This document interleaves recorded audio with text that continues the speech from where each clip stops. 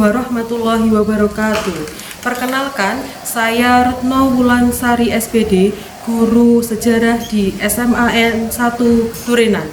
Saat ini, saya sebagai mahasiswa PPG dalam jabatan kategori 1 gelombang 2 di Universitas Jember, Prodi Pendidikan Sejarah tahun 2022 dengan nomor peserta PPG 2015 0307 4058 dan NIM 2402 111 05 135. Pada kesempatan ini, saya akan melakukan pembelajaran dengan menggunakan pendekatan STEAM dan model Project Based Learning.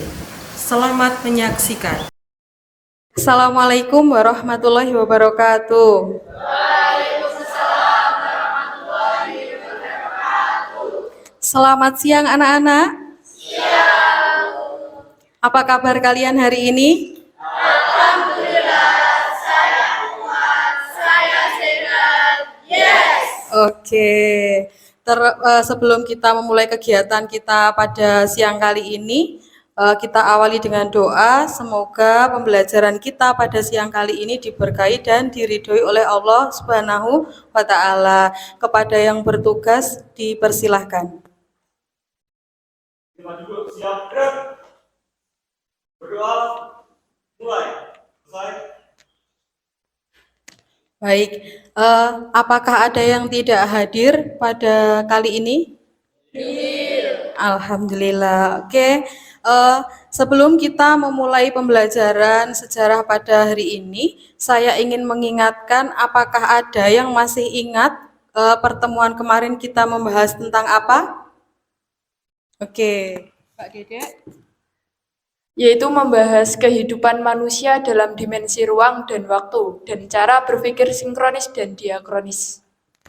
Baik, benar. Bahwasanya pada pembelajaran kita kemarin, kita sudah membahas tentang kehidupan manusia dalam dimensi ruang dan waktu. Bahwa manusia hidup menempati ruang dan waktu. Kemudian kita juga belajar tentang cara berpikir diakronis dan sinkronis. Ciri dari diakronis yaitu memanjang di waktu tetapi menyempit di ruang. Jadi waktu yang diartikan. Kemudian kalau cara berpikir sinkronis yaitu melebar di ruang tetapi menyempit di waktu, sehingga yang diperhatikan khusus itu keterangannya, sedangkan waktu itu diikutkan hanya sebagai penunjuk waktu kapan kejadian itu terjadi. Baik, untuk pelajaran kita kali ini ya kita akan membahas tentang penelitian dan penulisan sejarah.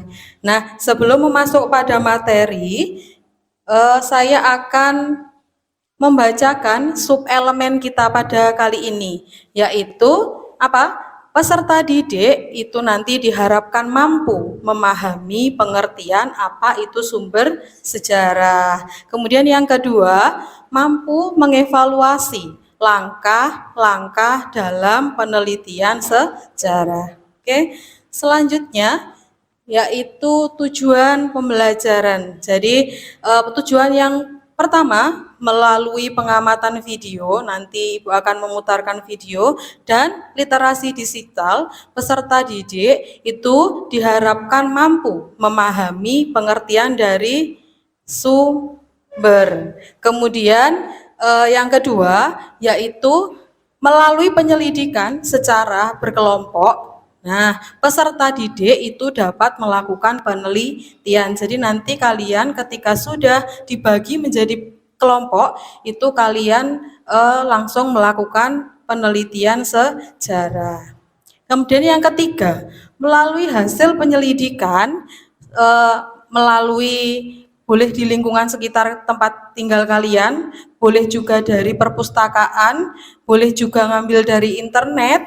Kemudian peserta didik itu dapat mengumpulkan sumber primer maupun sumber sekunder secara teliti. Yang keempat, setelah melaksanakan penyelidikan, itu apa?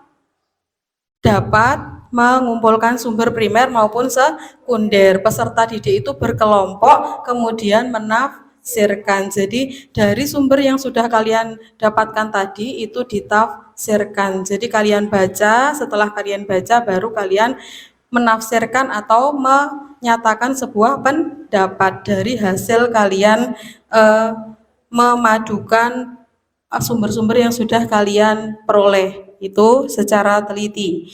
Kemudian tujuan selanjutnya, nah setelah selesai menafsirkan sumber, apa? Peserta didik itu diharapkan dapat menuliskan hasil dari penelitiannya, mulai dari penelitian, kemudian penyelidikan, kemudian mengumpulkan sumber dari lingkungan perpustakaan maupun internet tadi.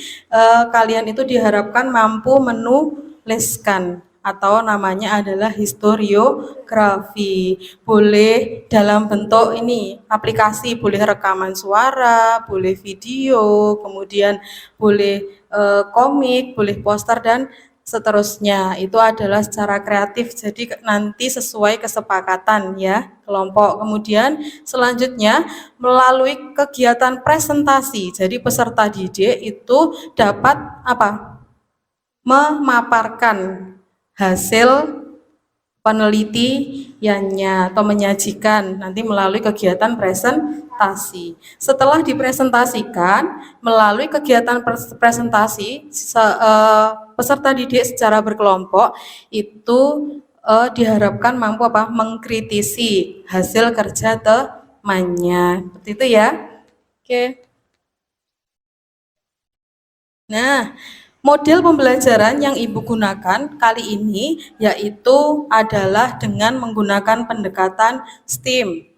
STEAM itu apa? Nah, STEAM itu terdiri dari Science, Teknologi, Engineering, Art, dan Math. Science itu apa? Jadi peserta didik itu setelah selesai pembelajaran ini dituntut untuk memiliki pengetahuan tentang penelitian sejarah. Kemudian teknologi itu apa? Yaitu media yang digunakan ketika menyampaikan suatu ilmu. Engineering itu apa? Kemampuan peserta didik dalam apa? Membuat sebuah proyek atau mendesain sebuah proyek. Art berarti keindahan dari hasil karya kalian tadi itu dinilai. Jadi dilihat dari keindahan hasil karya yang kalian buat. Kemudian match itu adalah bagaimana cara kalian agar bisa menjawab semua permasalahan di dalam pembelajaran. Itu adalah pendekatan STEAM. Nah, kemudian untuk mengaplikasikan STEAM itu tadi, Ibu memakai model project based learning. Jadi kalian nanti dituntut menghasilkan sebuah proyek di akhir pembelajaran ini. Kemudian metodenya untuk menyampaikannya itu menggunakan diskusi, kemudian penugasan proyek, kemudian apa? Presentasi dan tanya jawab. Nah, ini adalah sintak-sintak dari PJBL. Jadi langkah-langkah kita melaksanakan PJBL ini. Yang pertama apa? Kalian akan diarahkan untuk pertanyaan mendasar. Jadi kalian membuat mampu menemukan sebuah permasalahan yang kalian ungkapkan atau ditanyakan. Yang kedua yaitu apa? Mendesain perencanaan kegiatan. Jadi kalian mulai menentukan apa proyek yang akan kalian buat. Yang nomor 3, penyusunan jadwal pembuatan proyek. Jadi disusun jadwalnya. Kemudian yang keempat, memonitor keaktifan dan perkembangan proyek. Jadi keaktifan kalian nanti dalam pembuatan proyek itu bagaimana? Apakah semuanya ikut ataukah yang 4 ikut, yang 1 tidur, titip jeneng dan seterusnya, sama perkembangan proyek. Sebelum kita masuk pada materi kita, Ibu akan mengadakan ice breaking. Kita main tebak kata ya.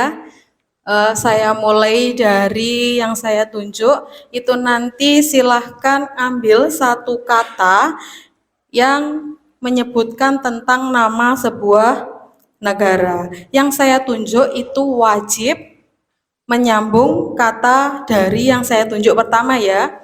Jadi kita ambil negara. Nah, yang berikutnya itu silahkan menyambung kata dari huruf terakhir. Bisa ya? Kita coba ya. Oke. Mas Taufik. Amerika, Argentina, Argentina. Australia, Oke. Aljazair, Aljazair. Rusia, Rusia. Oke. Afghanistan, Afghanistan. Baik. Kata terakhir N. Iya. Ternyata di sini terdapat apa? Siswa yang masih ngelamun ya toh. Begitu ditunjuk dia tidak bisa meneruskan. Apa negara yang berawalan huruf N? Oke, Nepal bisa, Nigeria bisa, banyak ya. Nah, itulah akibatnya kalau melamun. Oke. Nah, kita masuk pada materi kita ya. Intinya yaitu tentang penelitian sejarah. Nah, ini Ibu paparkan dua gambar, contoh gambar dari hasil sebuah penelitian. Yang sebelah kiri itu adalah buku yang mengupas tentang kondisi kota Trenggalek. Yang diteliti adalah sebelum dan Trenggalek masa kini. Kemudian yang di sebelah kanan itu adalah tentang Babat Turonggo Yakso. Nah, Ibu ingin tanya, kira-kira apa ya yang dilakukan oleh seorang sejarawan atau seorang peneliti agar dia itu bisa menghasilkan buku seperti contoh di depan? Ada yang bisa? Ya. Oke. dengan melakukan penelitian. Benar, yaitu dengan melakukan penelitian. Kira-kira penelitian yang bagaimana ya? Kok bisa sejarawan itu bisa menghasilkan karya sebagus itu? Ada yang bisa? Iya. dengan melaksanakan seluruh tahapan penelitian dengan benar. Benar. Jadi, agar mendapatkan sebuah karya yang hebat, itu kita harus melakukan sebuah penelitian sejarah. Yang tentunya yang penelitian yang bagaimana, yaitu penelitian yang benar dan baik. Jadi, tidak meloncat-loncat dari langkah-langkah penelitian. Nah, kira-kira apa ya langkah-langkah dari penelitian dan kemudian apa saja yang dibutuhkan untuk meneliti sebuah peristiwa sejarah. Untuk ini memperdalam pengetahuan kalian tentang penelitian dan penulisan sejarah, silahkan simak video berikut ya, sambil nanti disiapkan kalau ada yang mau ditanyakan. Seperti itu ya. Selamat menyimak. Hai, perkenalkan, aku seorang penulis sejarah di Balai Pelestarian Cagar Budaya di daerahku. Kali ini, aku akan melakukan penelitian sejarah. Untuk langkah yang selanjutnya, apakah ada yang ditanyakan dari pengamatan? Iya, Mas Taufik, silakan. termasuk sumber apakah jika saya akan meneliti sebuah biografi, tetapi saya menggunakan artikel, e-book, atau jurnal? Apakah ada yang menanggapi dari Mbak Vivi?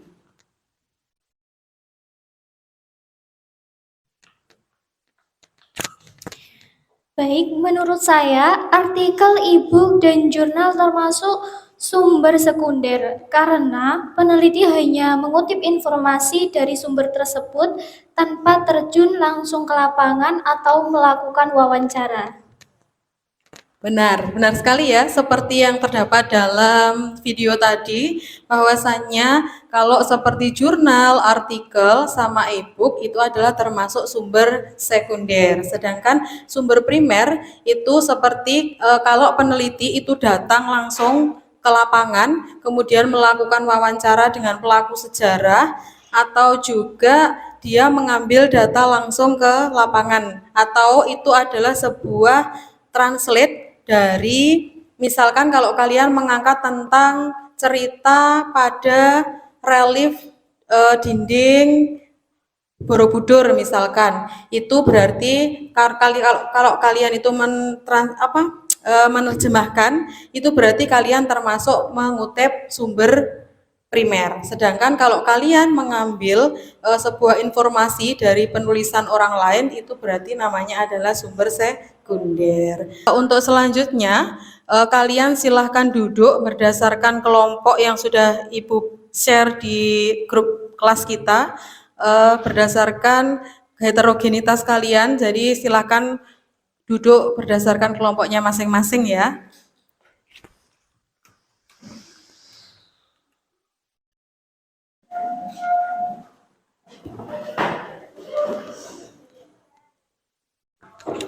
Bagi kelompok yang sudah duduk dengan kelompoknya, silahkan mengambil papan nama kelompok di depan. Kelompok 4, ini. Kelompok 3.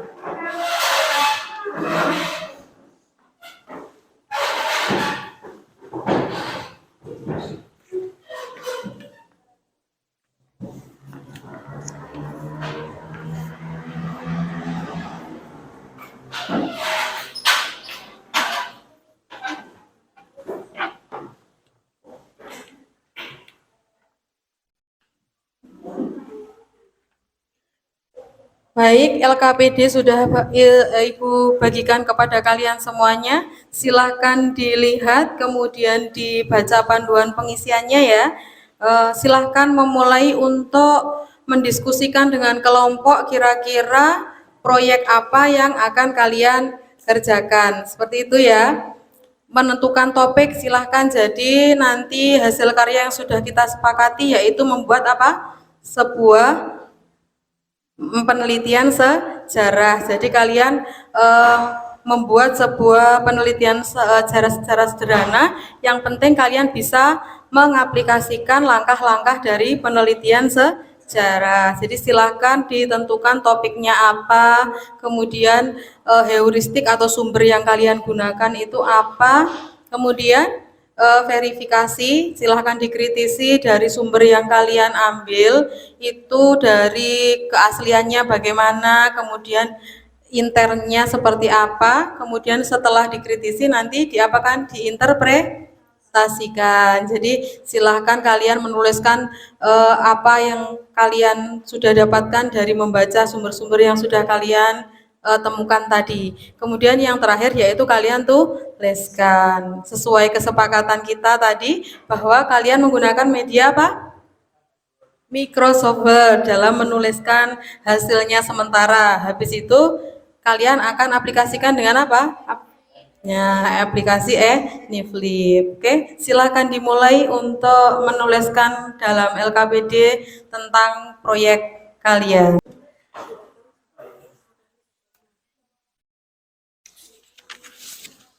Untuk kelompok 2 sudah menyusun jadwal.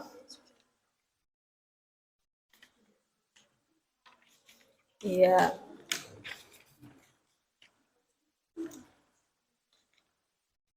Ini ya.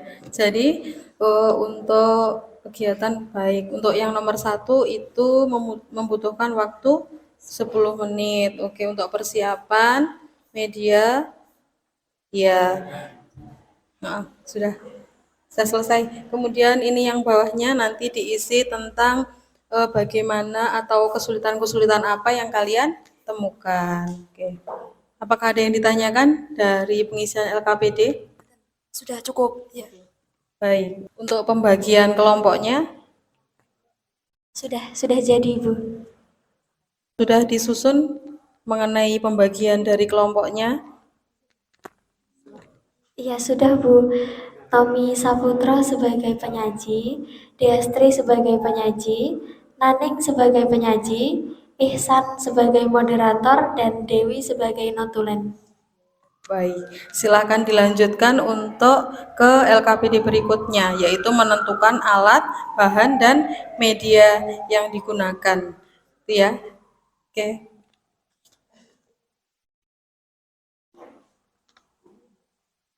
Untuk kelompok 4, sampai mana? Sudah sampai interpretasi tapi belum memasukkan ke anifliknya. Mengangkat apa untuk kelompok 4? Untuk temanya yaitu dampak kependudukan Jepang yang masih dirasakan hingga sekarang. Sumber yang digunakan apa? Dari internet, Bu. Dari internet. Iya. Itu pakai apa? Sumbernya artikel, jurnal, sama? Nggih. Iya.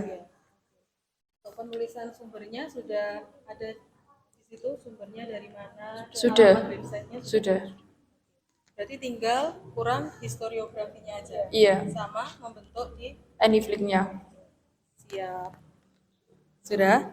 Untuk kelompok 1, sudah sampai mana pembuatannya? Sudah semuanya. Bisa diperlihatkan untuk produknya.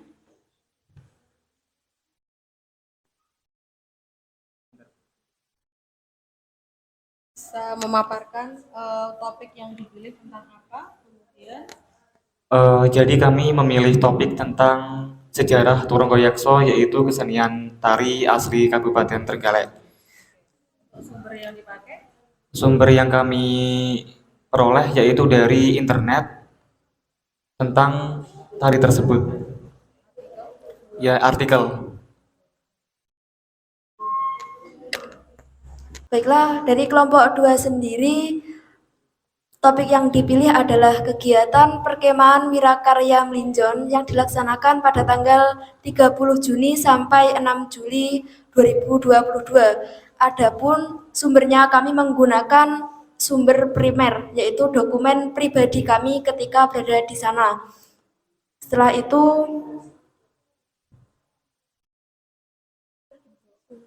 Proyeknya sampai mana? untuk proyeknya ini tinggal memasukkan di Anyflip-nya. Terima kasih. Untuk kelompok 1, sudah 3. 1 sudah tadi ya, 3.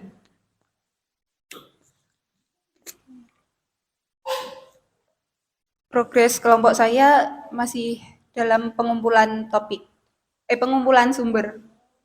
Terus topiknya ambil apa?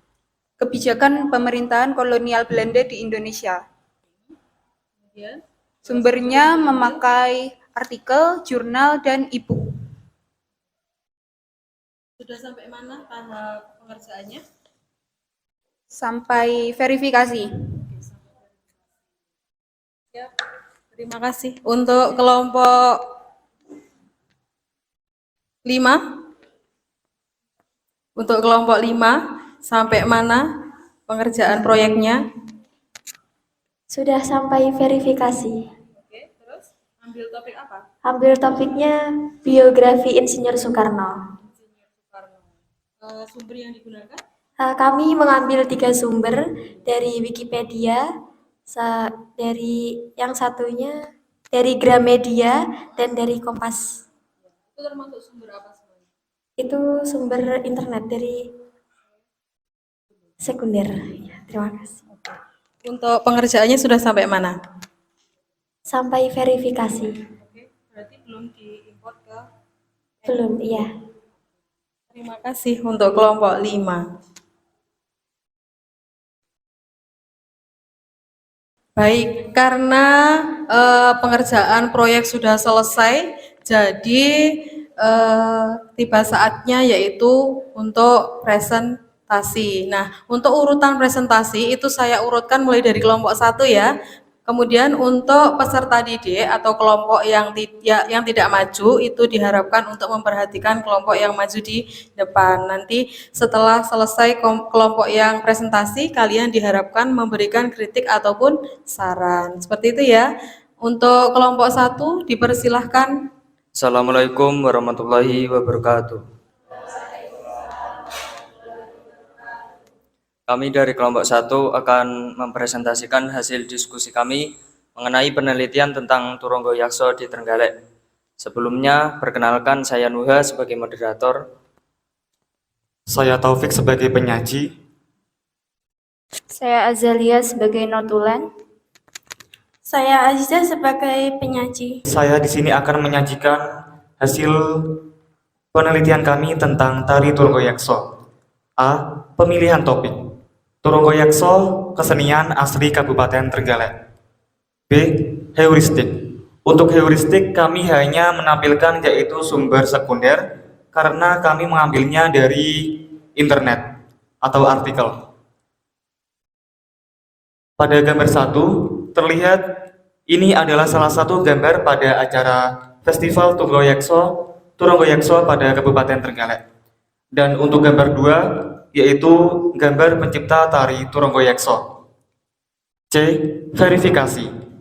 Verifikasi eksternal. Saya menuliskan informasi di atas berdasarkan artikel dari internet terkait tari Turonggo Yakso.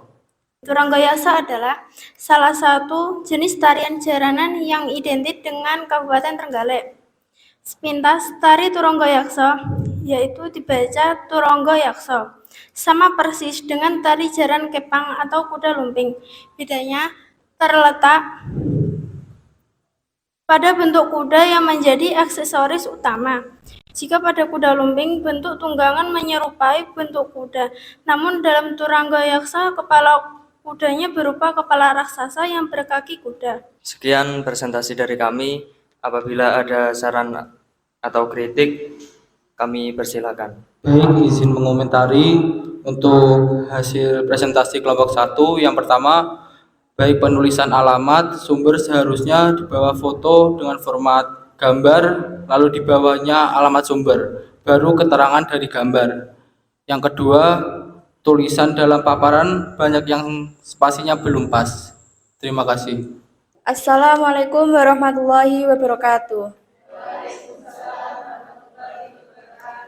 Kami dari kelompok 2 mau mempresentasikan hasil dari diskusi kami, yaitu perkemahan Wirakarya.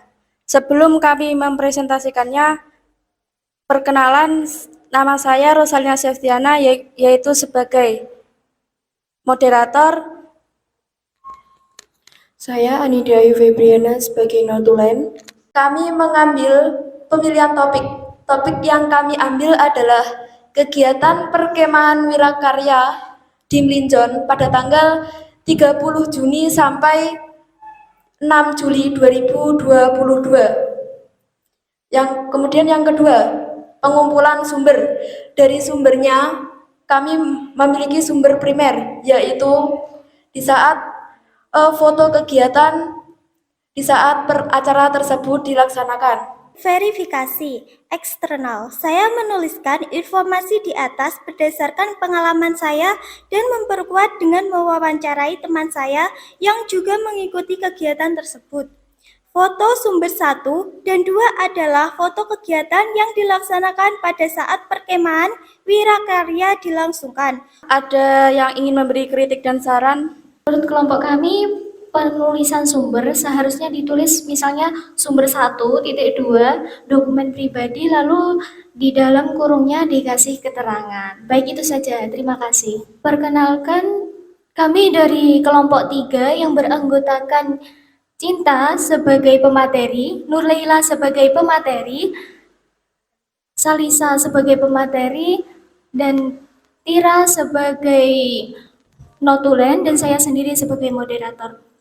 Baik, alhamdulillahirrahmanirrahim, pada kesempatan ini kami akan mempresentasikan hasil diskusi kelompok kami, yaitu tentang kebijakan pemerintah kolonial Belanda di Indonesia.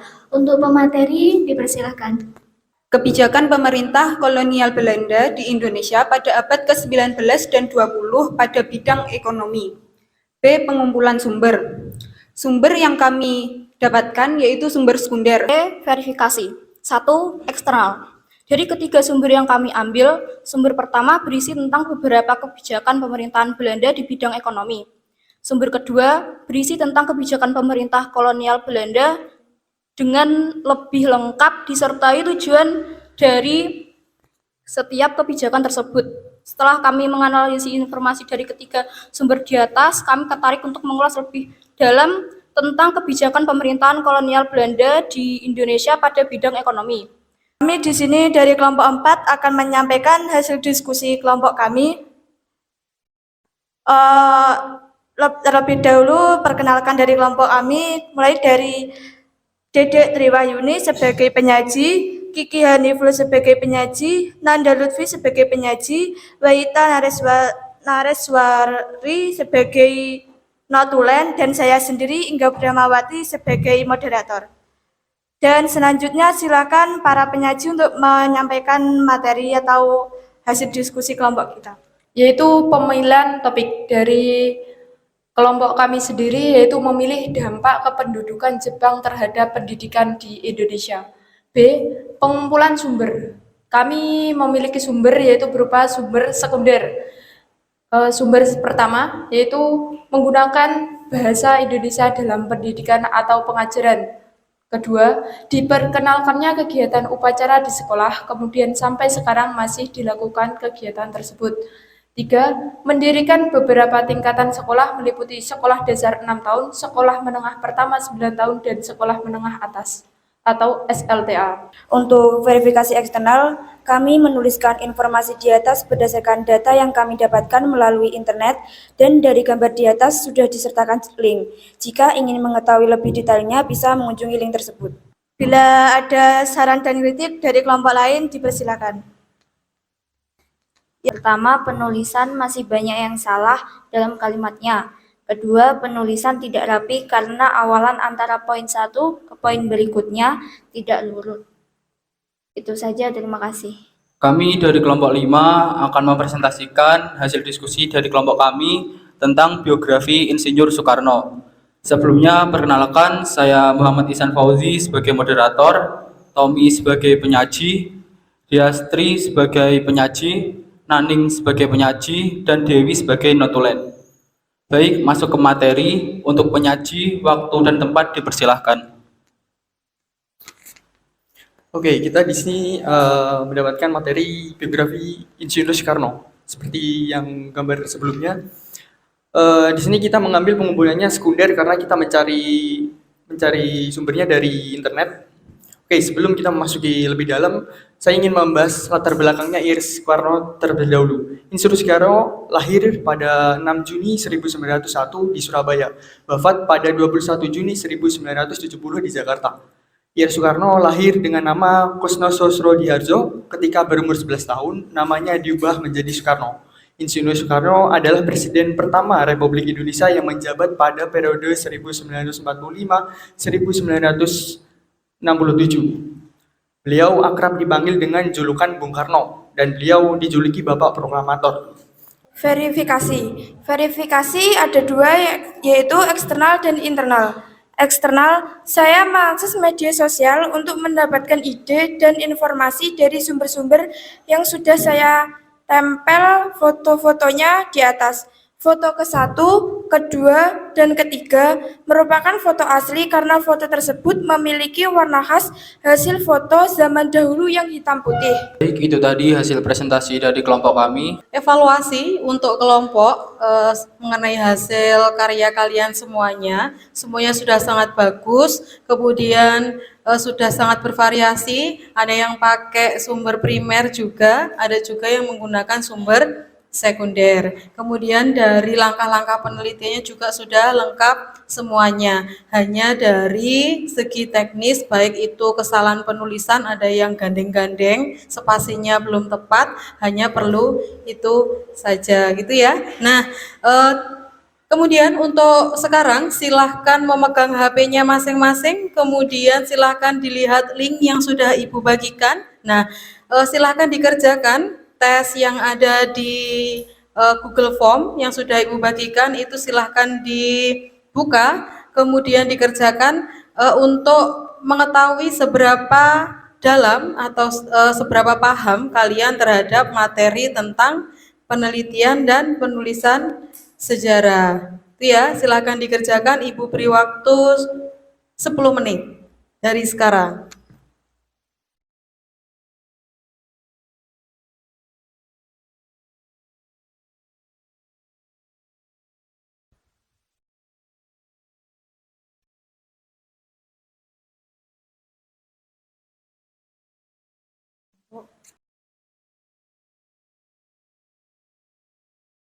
Sudah Ibu lihat hasilnya, ternyata semuanya sudah paham tentang langkah-langkah penelitian dan penulisan sejarah. Baik, untuk hasil dari post-test yang sudah kalian kerjakan, ternyata semuanya sudah sangat paham ya, jadi tidak ada yang remedi. Semuanya silahkan nanti diakses materi pengayaan tentang materi penelitian dan penulisan sejarah. Kemudian, adakah yang membantu untuk menyimpulkan kegiatan pembelajaran kita pada kali ini? Oh iya, silakan. Kesimpulan dari pembelajaran kita hari ini dapat mengetahui tahap-tahap penulisan dan penelitian sejarah antara lain 1. Pemilihan topik 2. Pengumpulan sumber 3. Verifikasi atau kritik 4. Interpretasi 5. Historiografi atau penulisan.